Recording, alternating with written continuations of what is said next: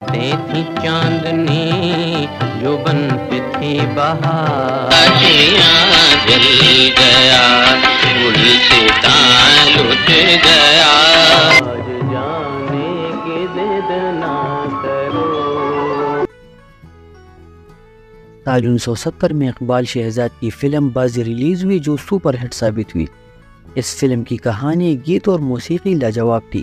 ویسے تو مالا اور مہدی حسن کے گیت بھی بڑے اچھے تھے، لیکن ایک ایسا گلوکار بھی تھا جس نے سب کو چونکا کے رکھ دیا۔ روح میں اترنے والی اس آواز نے اہل موسیقی کو مسحور کر دیا، جن کا نام تھا حبیب ولی محمد۔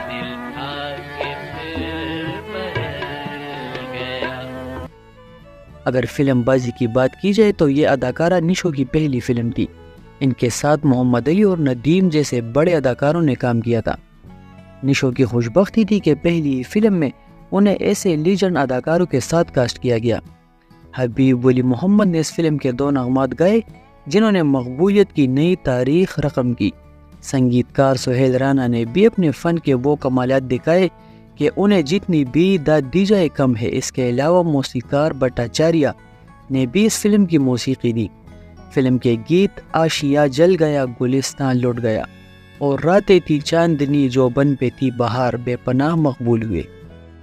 تھی چاندنی جو بن پہ تھی بہار۔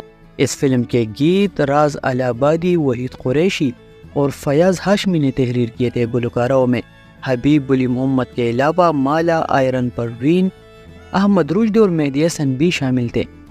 مالا کا گایا ہوا یہ گانا ٹھہر بھی جاؤ صنم اور مہدی حسن کا یہ گیت دنیا کو اب کیا سمجھائے بہت پسند کیے گئے، لیکن وہ حبیب ولی محمد سب پر چا گئے۔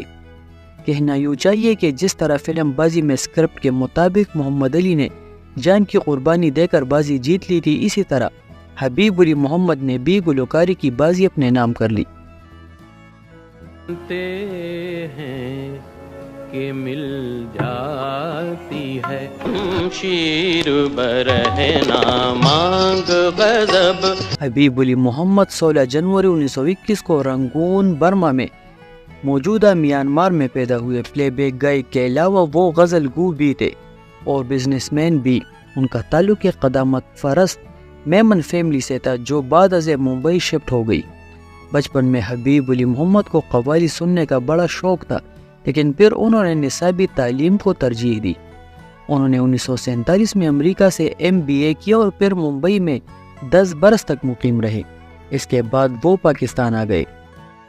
بالوں کی مہک پھر ویسی ہے، ہر چیز دعا سے۔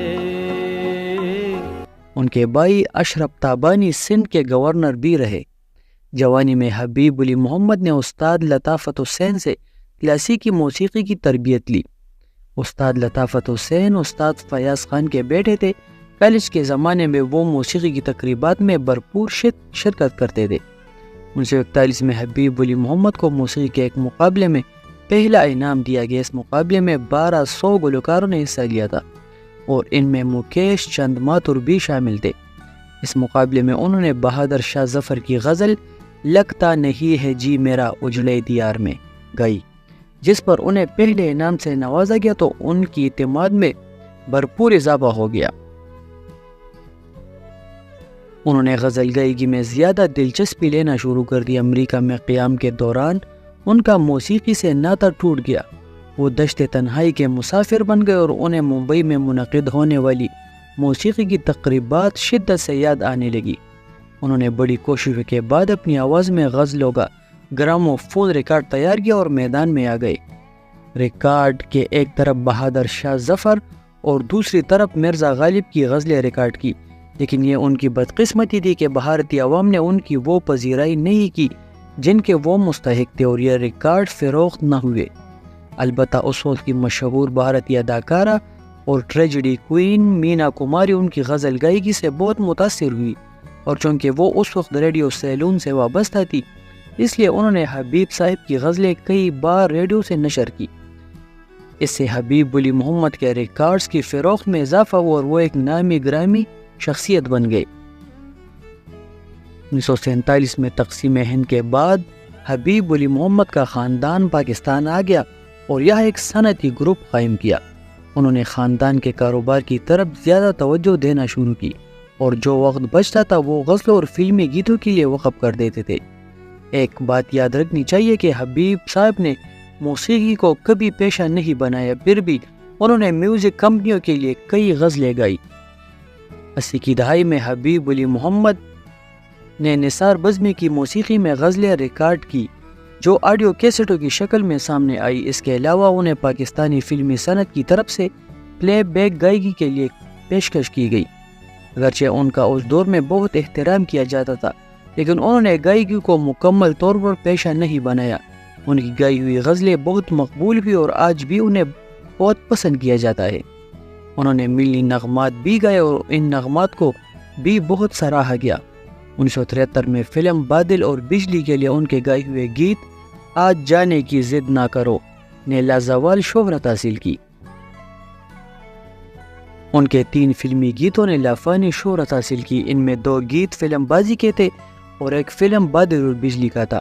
1970 میں حبیب علی محمد کو اسپیشل نگار ایوارڈ دیا گیا۔ وہ امریکہ میں بھی غزل کی تقریبات میں اپنے فن کا مظاہرہ کرتے رہے۔ حبیب علی محمد نے طویل عمر پائی۔ وہ 4 ستمبر 2014 کو 93 برس کی عمر میں امریکہ میں انتقال کر گئے۔ انہوں نے موسیقی کے میدان میں اگرچہ اتنا کام نہیں کیا، لیکن جتنا کیا وہ لاجواب تھا۔ اہل موسیقی انہیں ہمیشہ یاد رکھے گی۔